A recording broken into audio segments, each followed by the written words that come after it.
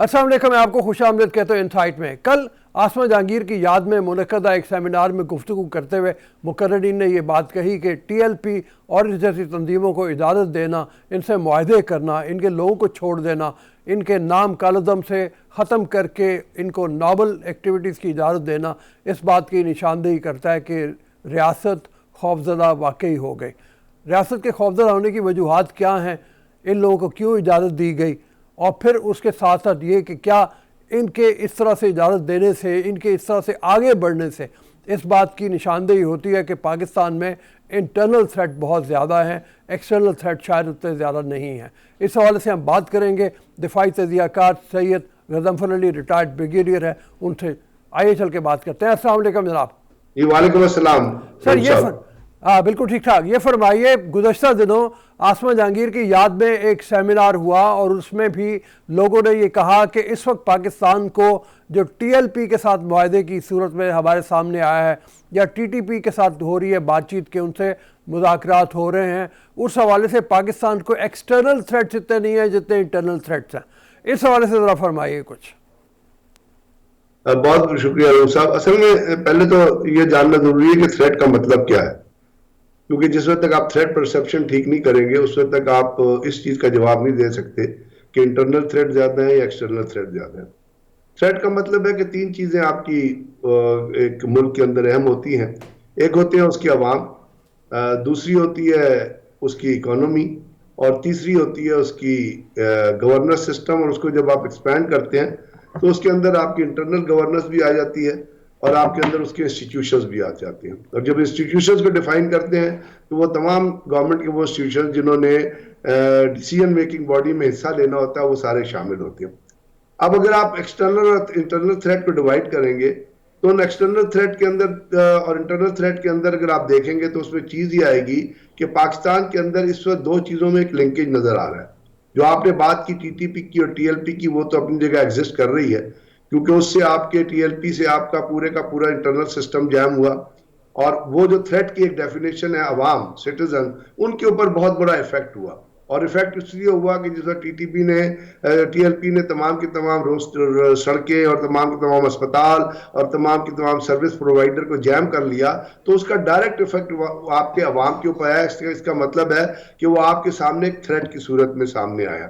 अब उससे अगर आप लिंक करेंगे तो उसका एक्सटर्नल लिंकेज भी बनते नजर आए हैं, जो गवर्नमेंट ने जो स्पोक्स पर्सन उन्होंने आके बताया कि इनकी फंडिंग के बारे में, इनकी सोशल मीडिया एक्टिविटी के बारे में, इनकी जो चीजें फीड इन करी जा रही थी उनके बारे में, और वो तमाम की तमाम चीजें मुझे नहीं पता, लेकिन गवर्नमेंट के स्पोक्स पर्सन ने बताया उसमें बहुत सारी वेबसाइट्स हैं जो बाहर से चल रही थी। अभी मतलब ये हुआ यहाँ पे मेरे कहने का कि इंटरनल थ्रेट तो अवाम के ऊपर ही था ही, लेकिन चूंकि उसके सरहद पार से उसकी सपोर्ट किया जा रहा था तो एक्सटर्नल थ्रेट भी शामिल हो गया।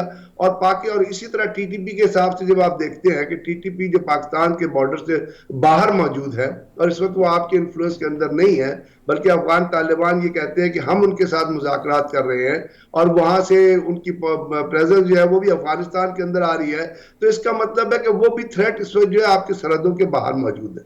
लेकिन ये जब अगर इसके ऊपर कोई माहदे के बाद कोई चीज इफेक्ट करती है और माहदे की सूरत में कुछ वो लोग पाकिस्तान के अंदर आते हैं तो वो किन शराइत पे आएंगे ये अभी मैं नहीं कह सकता, क्योंकि देखने वाली बात होगी। अभी तो उसकी आप इनिशियल फेज के अंदर जा रहे हैं।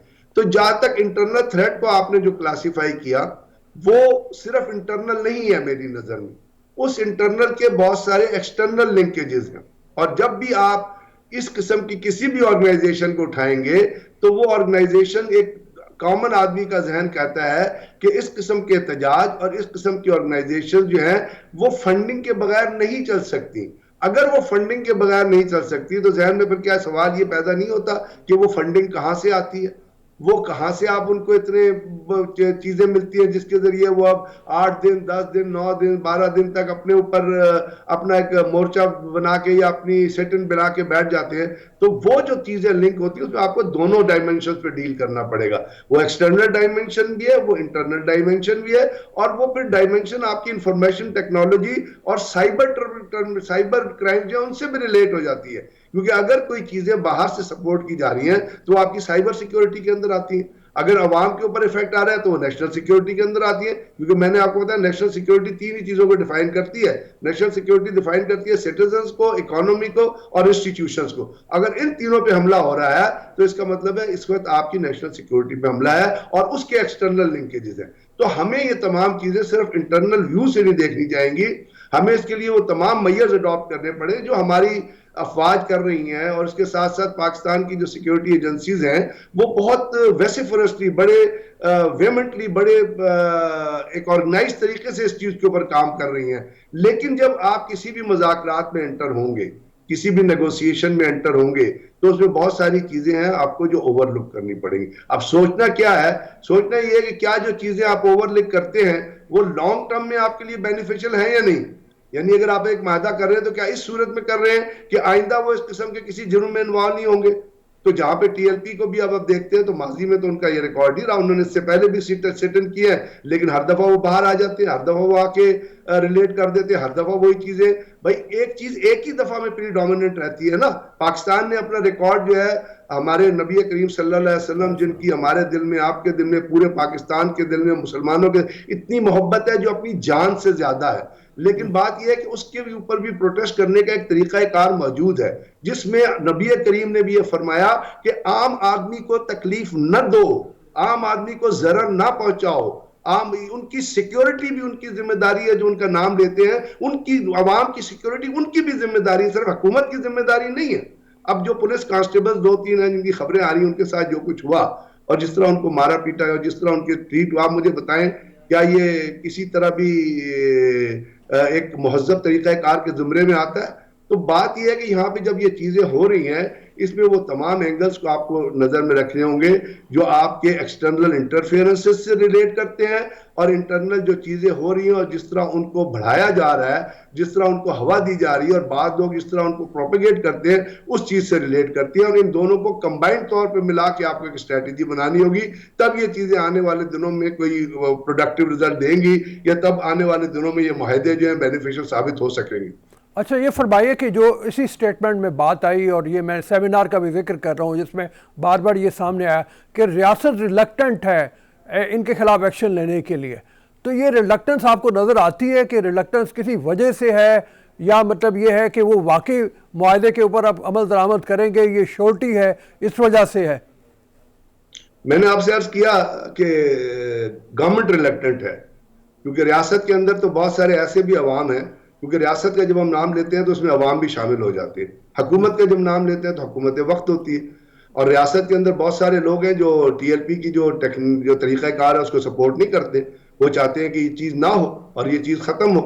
लेकिन चूंकि अवाम जो है हमारे यहाँ जनरली पीसफुल तरीके से चलते हैं और उन्होंने कभी लाठी चोट हाथ में उठा के काम नहीं किया, क्योंकि अगर पाकिस्तान ने जितनी दहशतगर्दी की जंग में जितनी कुर्बानियां दी हैं, अगर यही इतनी कुर्बानी, इतने जो शहीद या इतने इफेक्टिव किसी और मुल्क में होते तो शायद गवर्नमेंट का तख्ता उलट गया होता। लेकिन हमारे यहाँ अवाम ने बर्दाश्त किया उसको और वो हुकूमत के साथ खड़े हुए। इसका मतलब है कि अवाम चाहते हैं कि पीसफुल सोल्यूशन निकले। अब गवर्नमेंट जो है वो भी ये चाह रही थी, क्योंकि एक ऐसी नहज पे चीज पहुंच गई थी जिसमें जिस तरह मैंने आपसे जिक्र किया, जहन में रखिएगा कि इसके अंदर बहुत सारी आउटसाइड इंटरफेरेंस मौजूद थी, और वो जो दुश्मनों की इंटरफेरेंस है वो इस वक्त ये चाहती थी कि पाकिस्तान के अंदर हालात खराब हो, और ऐसे हालात खराब हो, और उसमें कोई शक की बात नहीं है। मतलब Americans do not want to stabilise Pakistan, India doesn't want to stabilise Pakistan, CIA और रॉ they do not want to stabilise Pakistan, और वो इस किस्म की कोशिश करती है कि पाकिस्तान के अंदर कोई डिस्टेबलाइजिंग फैक्टर रहे, जिस तरह Americans do not want to stabilise Afghanistan. वो इसीलिए अफगानिस्तान से निकल के गए थे और उन्हें एड बंद की थी कि वो अपना तालिबान को इतना मजबूर कर दें, उनको इतना डिप्राइव कर दें बेसिक राइट से कि वो चीखने लगे, और वहां पे ये रियलाइज हो कि अमेरिका गया तो वहां पे ये चीज आ गई है। तो यहां भी they not want to stabilise. तो जब वो नहीं चाहते तो वो किस तरह पर इंटरफेयर करेंगे, कौन सा तरीका कार अडॉप्ट करेंगे? इसी किस्म के प्रोटेस्ट होते हैं जिसमें लोगों को शायद पता ना हो, लेकिन वो कुछ ऐसी चीजों को, कुछ ऐसे लोगों को इनपुट में लेके आते हैं, कुछ ऐसे लोगों को फीड करते हैं, कुछ ऐसी चीजों को भेजते हैं जो गालबन जो जमात एहतजाज करी उसको पता भी ना चले, और उसके प्लेटफॉर्म को मिस यूज करके पाकिस्तान के अंदर ट्रबल क्रिएट किया जाए और जो ऑर्गेनाइजेशन उसको बदनाम किया जाए। तो ये चीज तो मौजूद है। अब ये अगर मौजूद है तो हमको इन चीजों का ध्यान रखना पड़ेगा। और जैसे मैंने आपसे कहा कि माजी की रिवायात के मुताबिक तो अगर माहिदों पे अमल नहीं हुआ है तो हमें कोई ऐसी स्ट्रेटजी हुकूमत को बनानी पड़ेगी। हुकूमत ने इस वक्त अवॉइड किया है, अवॉइड क्या किया, ब्लड शेड, जो मैं जिस तरह सोचता हूं उन्होंने अवॉइड किया अवाम की तकलीफ, उन्होंने अवॉइड किया मजीद ब्लड शेड, क्योंकि उसमें पुलिस वाले भी इफेक्टिव हुए थे उनके लोग भी इफेक्टिव हुए थे। अब उससे निकलने का रास्ता कोई नहीं मिल रहा था और इस चीज को एक्सप्लॉइट किया जा रहा था बहुत बुरी तरीके से, सोशल मीडिया पे भी, प्रोपेगेंडे के हिसाब से भी, बाहर पाकिस्तान की तस्वीर पेश करने के हिसाब से भी। तो उसके लिए क्या चाह रखा, या तो ये था 10 दिन और ऑपरेशन जारी रहता, 10-15 दिन और ऑपरेशन जारी रहता, और बदनामी पाकिस्तान की दुनिया में तो हो नहीं थी, क्योंकि वैसे भी जब FATF में चीजें कोई आपकी डिस्कस होती है तो यही चीजें होती है जो पेश की जाती है।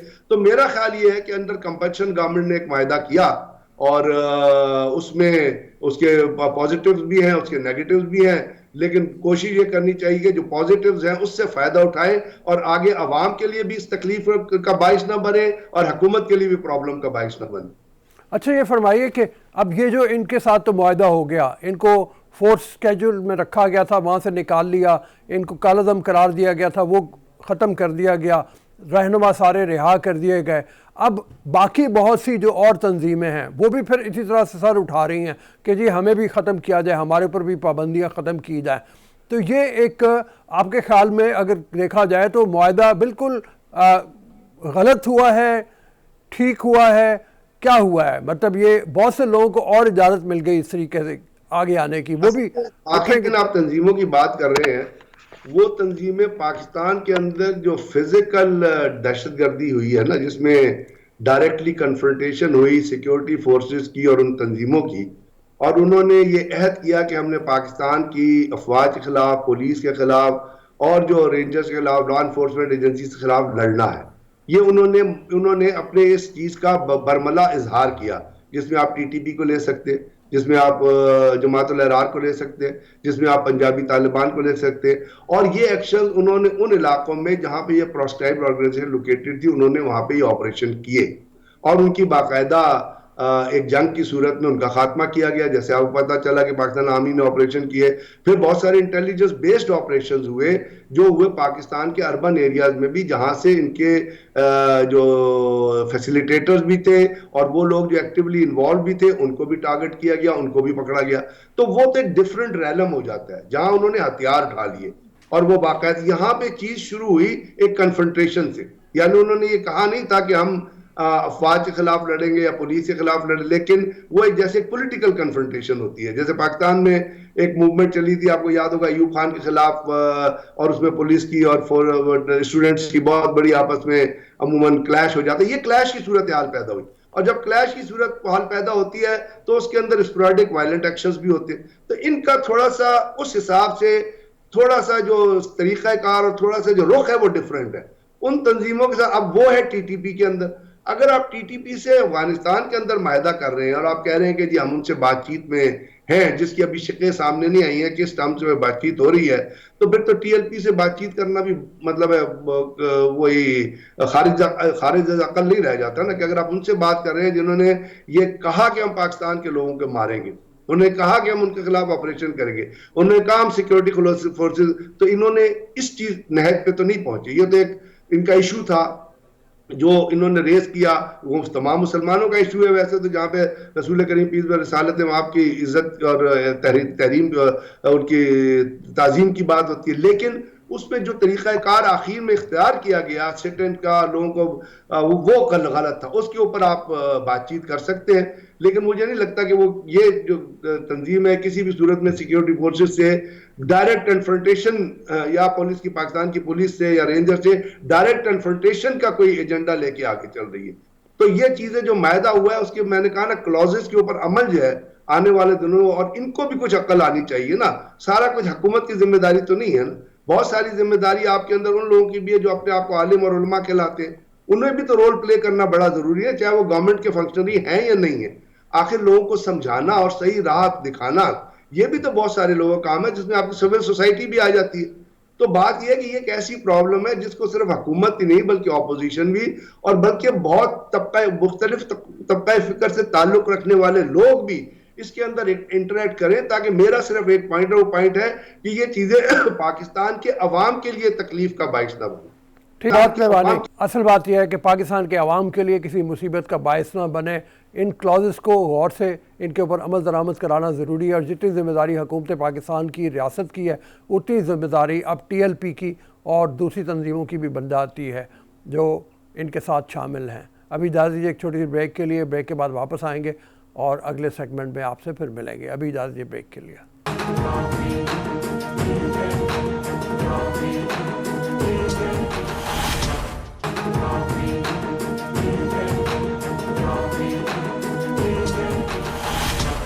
Welcome to the show after the break. जैसे कि हम देख रहे हैं कि महंगाई की शरह इंतहाई तेज़ी से बढ़ रही है और एक रिपोर्ट के मुताबिक 18.34 तक पहुंच गई हुई है। आम आदमी परेशान है और उसकी समझ में नहीं आ रहा कि मैं अपनी खुराक की ज़रूरियात कैसे पूरी करूं, बाकी ज़रूरियात तो बात की बात है। इसकी वजूहात क्या हैं, उस पर गौर करने के लिए हम चल के बात करते हैं सुहेल लाशारी से। फॉर्मर चेयरमैन है चेंबर ऑफ इंडस्ट्रीज़ लाहौर के। इनसे जानने की कोशिश करते हैं कि ये महंगाई की शरह इतनी ज़्यादा क्यों है, इंपोर्ट एक्सपोर्ट का इम्बैलेंस क्यों है, इंडस्ट्री क्यों ग्रो नहीं कर रही, और अगर ग्रो कर रही है तो क्या वो सही सम्त में जा रही है या नहीं जा रही। अस्सलाम वालेकुम सुहेल लाशारी साहब। वालेकुम अस्सलाम। सर ये बताइए कि 18.34 कह रहे हैं कि शायद महंगाई की शरह पहुँच गई है और जो बहुत ज़्यादा है, डबल डिजिट से भी ऊपर चली गई हुई है। ऐसे में मतलब आवाम परेशान है, सख्त महंगाई है, कोई आसानी की राह, कोई आसानी आवाम के लिए नज़र आती है आपको इन मौशी पॉलिसियों के नतीजे में जो इस वक्त मौजूद है यहाँ पे? बिस्मिल्लाहिर्रहमानिर्रहीम। अगर तो आप ये समझें कि इमीडिएटली कोई रिलीफ होगी तो वो बहुत मुश्किल है, और नियर फ्यूचर में भी ऐसी मुझे आसानी नज़र नहीं आ रही। उसकी वजूहात ये हैं कि हमने ना ही अपनी एग्रीकल्चर को इतनी तवज्जो दी है और इंडस्ट्री तो हमने काफ़ी हद तक निगलेक्ट की हुई है।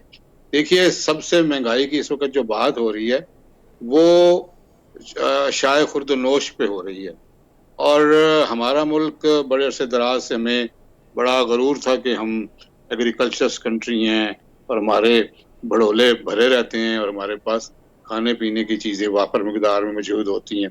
मगर जो जो वक्त गुजरता गया है और दरिया भी हमारे ड्राई होते गए, डैम्स हमने नहीं बनाए, तो फूड सिक्योरिटी कहाँ से होगी। अब भी वक्त है कि हम अपनी तवज्जो अपनी एग्रीकल्चर और अपनी इरिगेशन की तरफ दें ताकि फूड सिक्योरिटी हो, क्योंकि फूड एक ऐसी चीज़ है जो एक गरीब से लेके अमीर तक अपनी अपनी हैसियत से खाता पीता है, और उसी से ही सारे मुल्क की एक जो हैप्पीनेस का इंडेक्स होता है वो उससे चलता है। इंडस्ट्री अपनी जगह पे एक अहमियत रखती है, चूंकि आजकल का दौर इंडस्ट्री का है। देखिए, दो चीज़ें किसी भी मुल्क के लिए बहुत ज़रूरी हैं। एक उसका एग्रीकल्चर का होना, क्योंकि फूड सिक्योरिटी होगी तो ही आप सारे काम कर सकेंगे, और दूसरा एक्सपोर्ट्स आज के दौर में।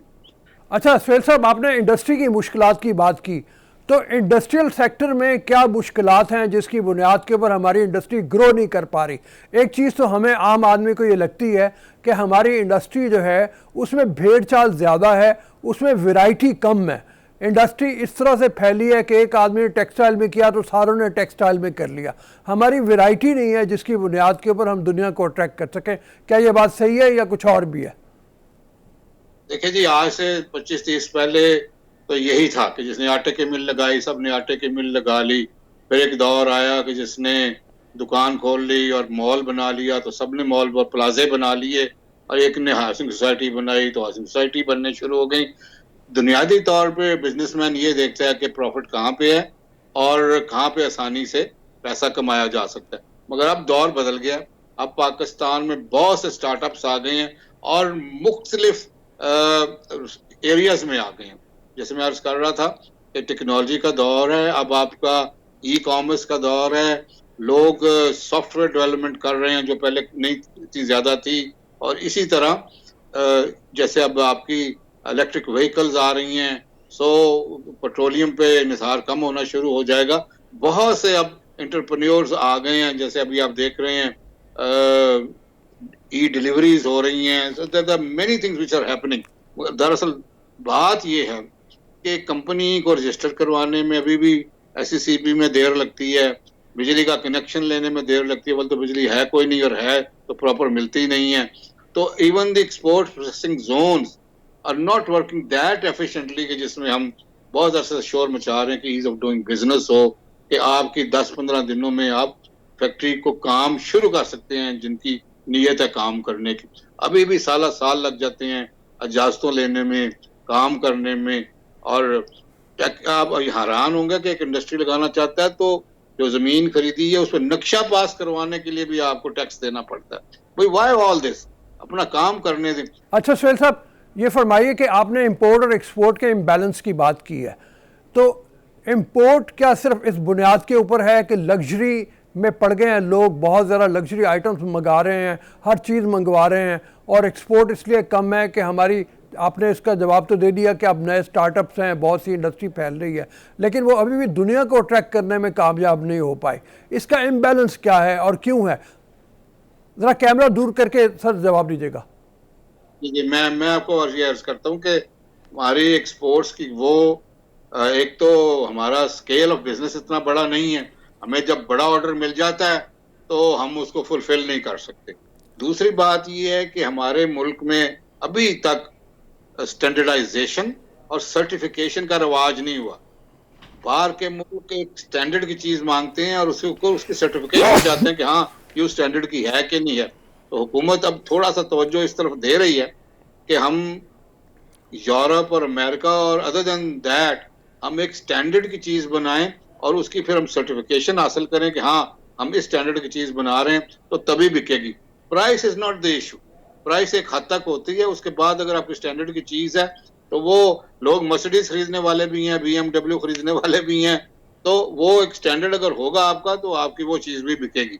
तो इंपोर्ट में जो आपने बात की लग्जरी की, मैंने पहले भी अर्ज किया कि अब फी जमाना बहुत सी कम चीजें रह गई हैं जिसको हमारे जैसे मुल्क भी, जिसका कल्चर ऐसा है कि हम उसको लग्जरी कहते हैं, ताकि अब वो लग्जरी चीजें वो नहीं रही जिसको आप लग्जरी समझते हैं। अब उनको दुनिया ने एक्सेप्ट कर लिया है कि ये नॉर्म है। आप कहते हैं जी कुत्ते का खाना मंगवा लिया, तो कुत्ते पर सारे पाकिस्तान के मार दें, उनको खाना तो खिलाना ना बाबा।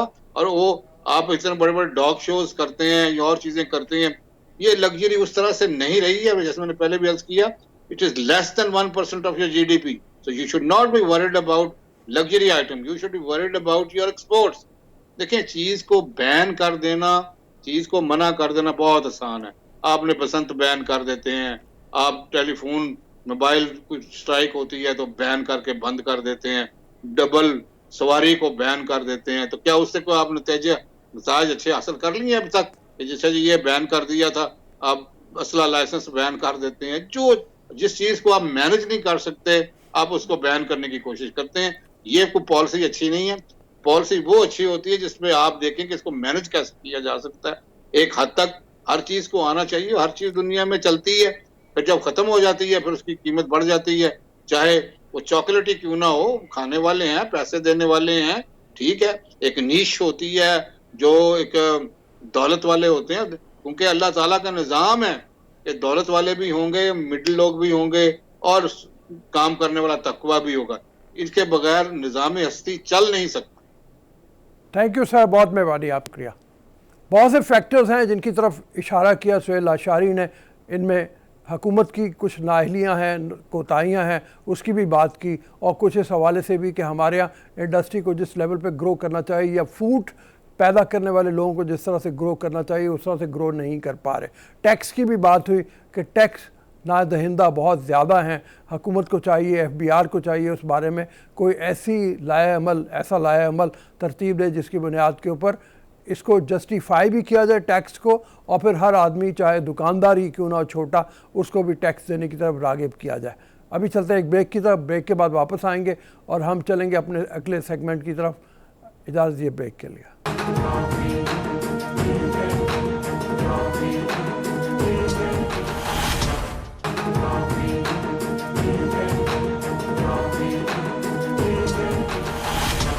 Welcome to the show. After the break, Lahore की फ़ज़ा इतनी आलूदा हो गई है कि इसको टॉप 3 में शुमार किया गया है एयर क्वालिटी इंडेक्स के हवाले से। इस बारे में क्या तदारुक है, क्या तरीक़ेकार अपनाया जाए कि जिसकी बुनियाद के ऊपर ये आलूदगी कम हो और लोग सुख का सांस ले सकें, सुख का सांस इस सेंस में कि हेल्दी सांस ले सकें। तो इस हवाले से हम बात करते हैं। Asim Rahman, deputy director environment protection department हमारे साथ मौजूद हैं, जो बता रहे हैं कि क्या तदारुक किए जा रहे हैं, क्या हुकूमत अमली जामा पहनाने की कोशिश कर रही है कि जिसकी बुनियाद के ऊपर सबसे बड़ा जो कंट्रीब्यूटर है गाड़ियाँ और फिर फैक्ट्रियाँ, इनके ऊपर कुछ अमल दरामद किया जाए। एक ज़िम्मेदारी ये है कि ये सिर्फ फैक्ट्रियों की या गाड़ी मालकान की ज़िम्मेदारी अकेले की नहीं बनती, आवाम की भी ज़िम्मेदारी है कि अपनी गाड़ियों को ट्यून करें, अपनी गाड़ियों को वक्त के ऊपर मोबाइल ऑयल तब्दील करवाएं और उसके साथ साथ पेट्रोल आला क्वालिटी का इस्तेमाल करें। इसी बात के साथ हम चलते हैं Asim Rahman, environment protection department के डिप्टी डायरेक्टर हैं, उनसे बात करते हैं। अस्सलाम वालेकुम आसिम। जी वालेकुम सलाम सर। अच्छा, ये फरमाइए कि लाहौर का जो इंडेक्स है इंटरनेशनली अगर उसको देखा जाए इस वक्त तीसरे दर्जे पे कहा जा रहा है कि लाहौर मोस्ट पोल्यूटेड सिटी है दुनिया का। पहले नंबर पे बिश्केक हो गया, अब दूसरे पे दिल्ली है, तीसरे पे लाहौर है।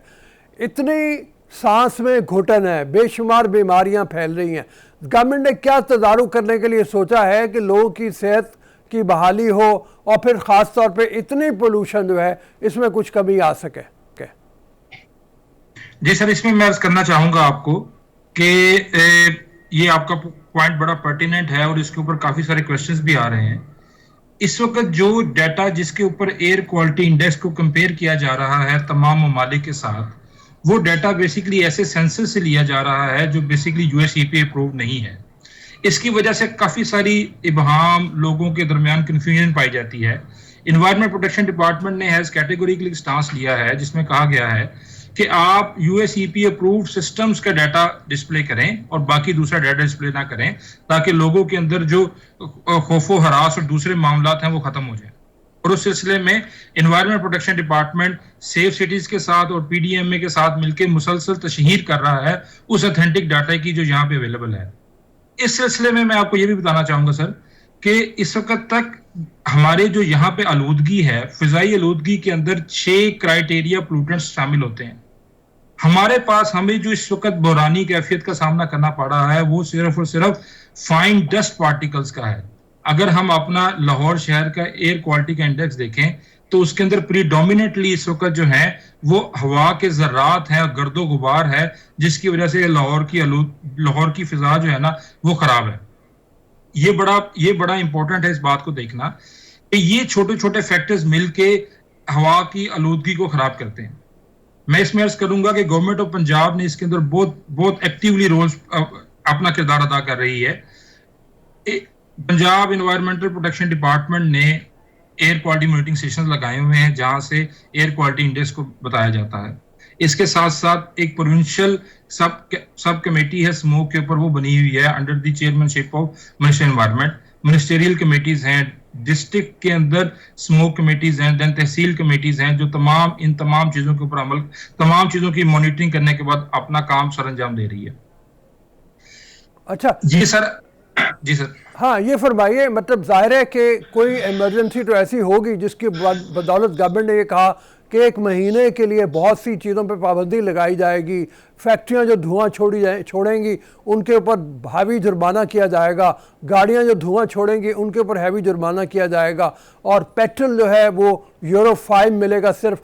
तो ये जो तमाम तदारुक के तरीक़ेकार हैं ये ज़ाहिर है ये साबित करते हैं कि गवर्नमेंट भी वरिड है ज़रूर थोड़ी सी।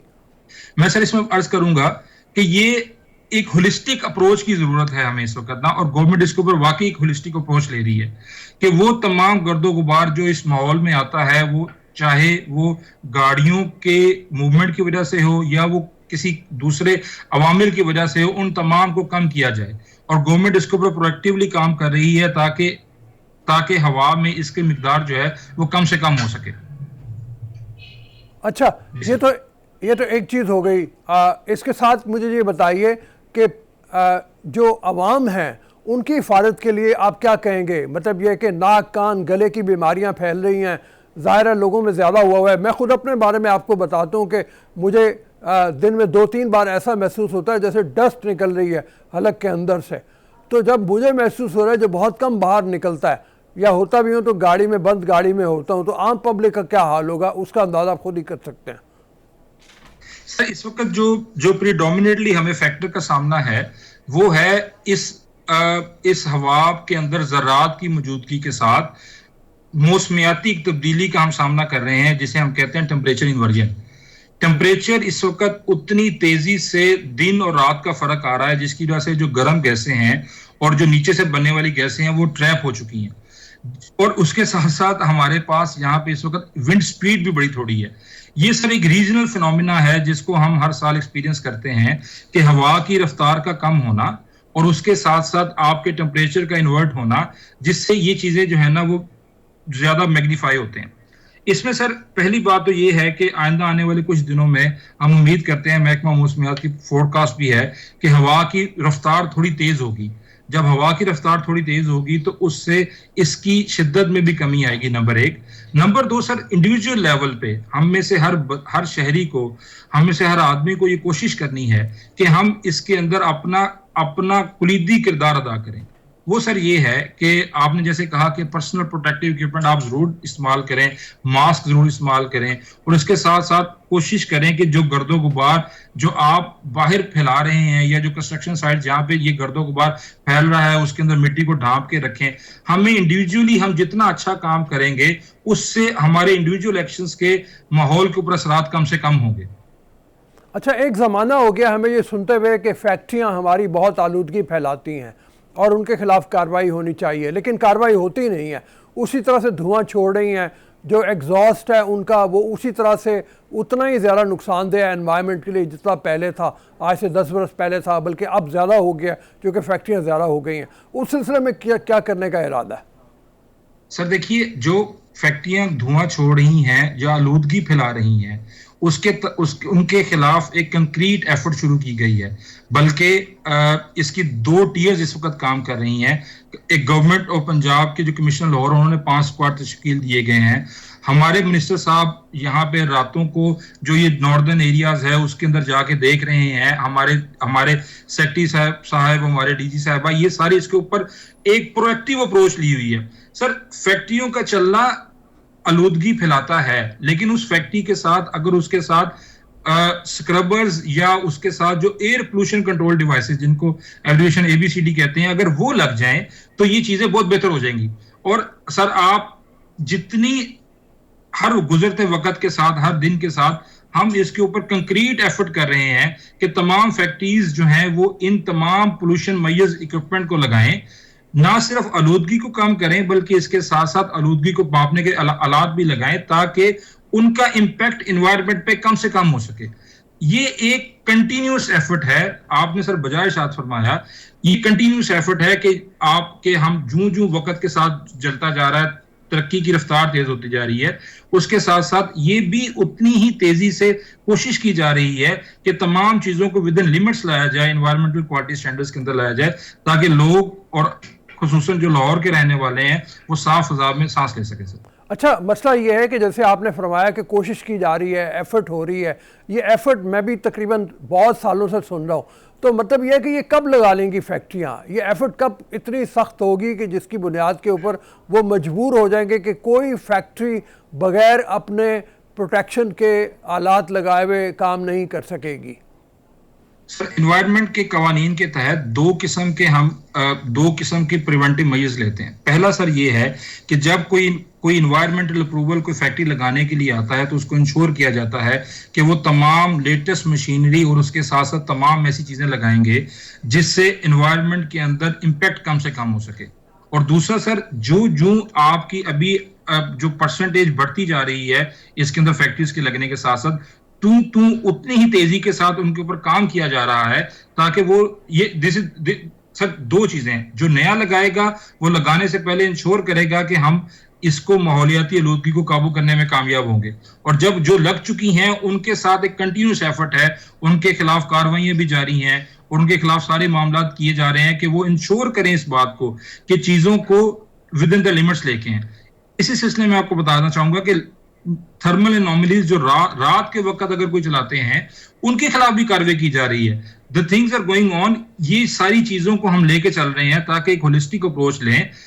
सर एक चीज मैं बड़ी अहम आपके तवज्जो से बताना चाहता हूं कि जो स्मोक की प्रोपोर्शनेट एक इंटरनेशनल स्टडी की उसमें बताया गया कि 43% इसके अंदर कंट्रीब्यूशन जो है जो स्मोक की पोर्शनमेंट अगर हम कहें एरोसोल ऑप्टिकल डेप्थ की, वो है गाड़ियों का धुआं। उसके बाद 25% इसके अंदर है जो आपके पास है ये इंडस्ट्री का धुआं। तो सर प्रीडोमिनेंट फैक्टर जो है वो इसके अंदर गाड़ियों का धुआं है। उसमें मेरी इल्तमास ये है तमाम जो हम ये शहरी हैं कि जनाब आप मेहरबानी करें कि गाड़ियों के वक्त पे ट्यूनिंग करवाएं, अच्छा मोबाइल ऑयल इस्तेमाल करें, अच्छा तेल डलवाएं। अभी गवर्नमेंट इंश्योर कर रही है कि इस अरसे के दौरान यूरो 5 तेल मिले ताकि लोगों की गाड़ियों के अंदर से पोल्यूशन का निकलने की मिकदार कम से कम हो।